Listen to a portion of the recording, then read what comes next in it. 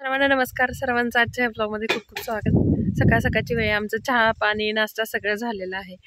प्रत्युष आणि आई पोर्चमध्ये बसलेत, कारण आमच्या घराच्या आजूबाजूला 4-5 मोहळं आहेत आणि त्या माशा आहेत त्या बऱ्यापैकी उठलेल्या आहेत. त्यामुळे त्यांना आम्ही पोर्चमध्ये बसवलंय आणि आम्ही बाहेर आलोय, कारण आज आपल्याला घ्यायचेत चिक्कू आणि पेरू. खाण्यासाठी काही पेरू घेणार आहे आणि झाडाखाली पिकून बरेच पेरू पडलेत, ते गायी खातात, त्यामुळे त्यांना कॅरेटमध्ये भरून गायींना देणार आहे. इकडं तोडायचं काम चालू आहे.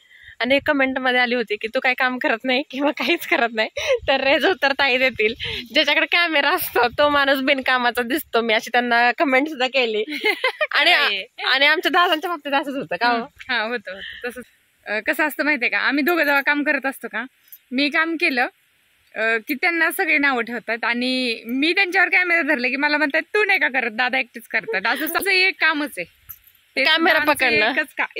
एक आमचं कामच आहे. त्याच्यामुळं लय नाही मनावर घ्यायचं आपण पण, आणि तुम्ही पण जास्त मनावर नका घेऊ कोण करतंय काम कोण नाही करत. कारण आमच्या घरी काय असं काय नसतं. ताई कधी म्हणत नाही की तू हे केलंच पाहिजे किंवा तू हेच कर. आणि त्या आता मी काम सांगितलं तिला छानपैकी पेरू सगळे झाडाचे तोडायचे, खायला पाहिजे तेवढे ठेवायचे आणि बाकीचे आपल्या गायींना चारण टाकायचं. मला कंटाळा आला की मी बाबूला घेऊन बसत असते आणि ही काम करते. मी सांगते तिला काम, माझ्यापेक्षा छोटी आहे आणि तिचा पण अधिकार आहे की एखादी गोष्ट आवडली की ताई मला हे खायचंय म्हणायचं.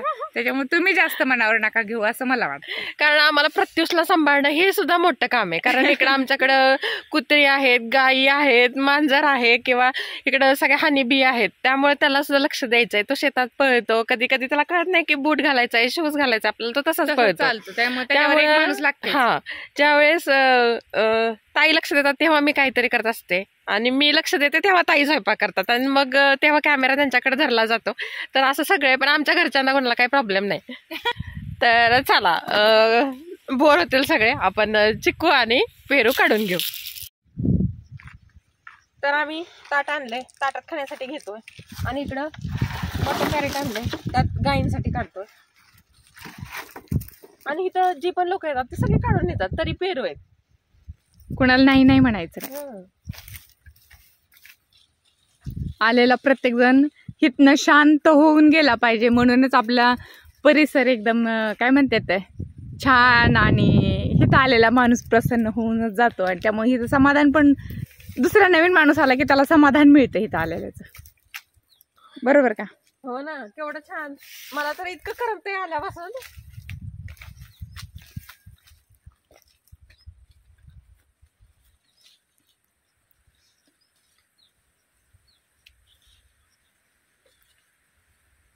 पुढे आहे अजून एक, पुढे एक आहे अजून. पेरूच पेरू आहे, ते कमीच नाही. खायचं काम करायचं फक्त. अहो, 1-2 जण आलेली, त्यांना म्हटलं नाही हा केवढे छान पेरू आहेत, घेऊन गेले, खाऊन गेले, तरी एवढे पेरू आहेत.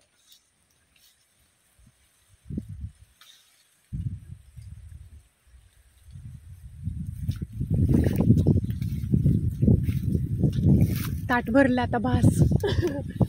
अगो बास की, कुठवर काढती, बस बस ना. हा, बस की. आता बघ खाली थोडेसे जास्त पिकलेले आहेत, ते गायींना ठेवून टाकू. आता चिक्कू काढ. पेरू तोडून झाले. हे एक चिक्कूचं झाड आहे, मस्त मोठं उंच, आणि समोर एक आहे.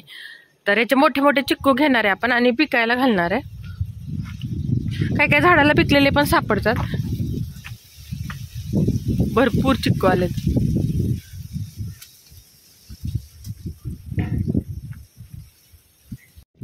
तर चिक्कू आम्ही तोडणार आहे आणि बकेटमध्ये टाकणार आहे, कारण ह्याला काय, हे रुचिक असतो का हो, चिक मुळे पाण्यात टाकणार आणि परत स्वच्छ धुवून घरात येणार आहे.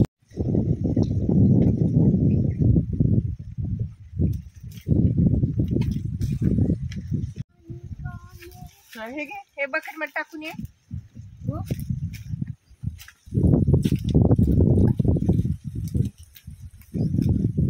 पकडा.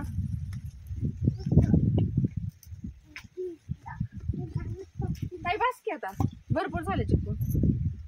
तुम्हाला जेवढे खायचे तेवढे काढा. या इकडे बघा, दाखवते.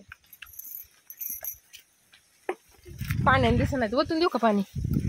नाही, राहू दे जरा, हे होते, परत दाखवू आपण. पाटीत काढल्यावर पाणी भरपूर घेतलंय ना. काढायचे का अजून? हा म्हणते बाबू. इथं खेळ चाललाय, चिक्कू पाण्यात टाकायचे, काढायचे. बाबा तसे आदळायचे नाही, आपल्याला खायचेत ना, हळूच ठेवायचे. खराब.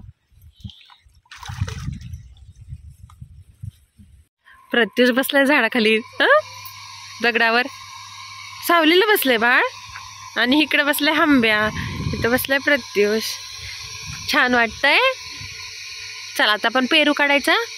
चला लेट्स गो. चल आपलं हा ना, लय विकले होते. अर्धा कॅरेट पेरू आणि इकडं फटके लावणार एवढे अर्धी बकेट चिक्कू, थोडे कमी आहे की नाही. पाण्यात ठेवलेत आम्ही कारण ते चिक लागतोय हाताला म्हणून. माझे कसे झाले. आणि प्रत्युष आपला खेळत बसलाय. फटके मारणार आहे मग मी आगाऊपणा केल्यावर. चाटतोय. पाणी घाण आहे बाबू ते. शेतातली ताजी ताजी वांगेत भाजी बनवणार आहे, त्यासाठी मी कट करून घेतले. वांग्यात आपण लसूण, खोबरं, कोथिंबीर, तीळ त्याचं कूट भरून घेतलंय. मीठ, जिरे टाकले, मोहरी, जिरा आणि हळद, कढीपत्ता. मोहरी नाही टाकत मी मिठाच्या वांग्याला. मिठाचं वांगी.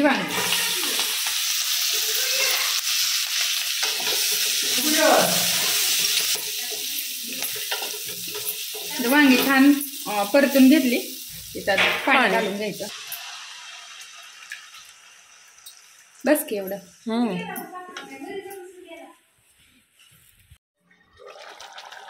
बघा आपली मस्त वांग्याची भाजी शिजली आहे, मस्त वास यायला लागलाय. मिठाचं वांग आहे आज. मी सगळे इथं जेवायला बसलोय. मस्त आज भरलं वांग, घेवड्याची शेंग आणि भाकरीचं बेत आहे. इकडं मिरचोय, मिरचीचा ठेचा.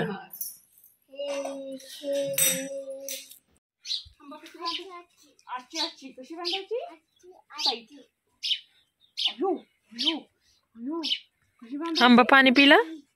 आंबा पाणी पिला. आता सावलीला बांधायचा आंबा. बांधायचं का तू बांध.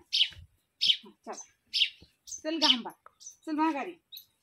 तुला अजून पाणी. प्रत्युषला आता काय चावलं, हनीबी चावली ना. बघू बघू कशी हनीबी इथं. दुखलं सोनं? नाही दुखलं.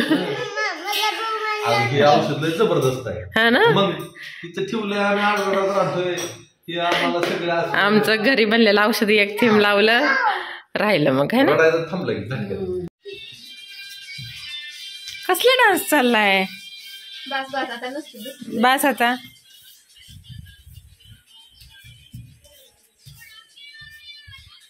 काय हे काय काय काय म्हणायचं त्याला.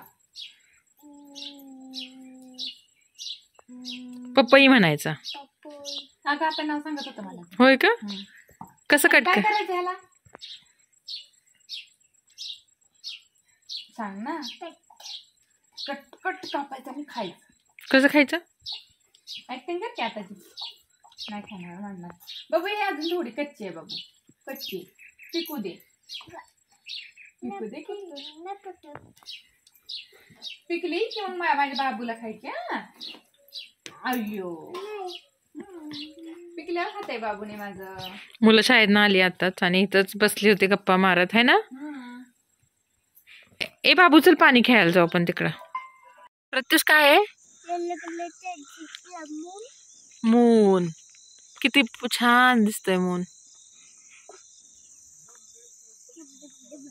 है ना. वाव, फुल मून दिसला आज.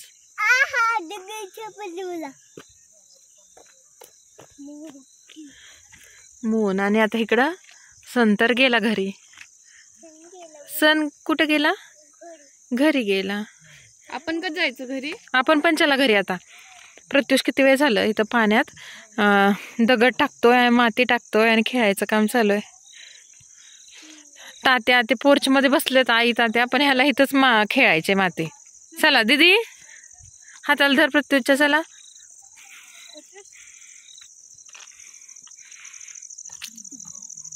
रात्रीच्या जेवणाची तयारी चालू आहे आणि इथं भेंडी बनवते. छान कवळी भेंडी परतून झाली की परत आम्ही शेंगदाण्याचं कूट टाकणार आणि मग थोडी शिजली की झाली. तर रात्रीचे 8:30 वाजलेत आणि प्रत्युष इथे बघा मोबाईल बघत बसलाय. प्रत्युष भास्कर मोबाईल बंद करायचा. मग काय करायचं. बघायचं आहे, थोडाच बघा.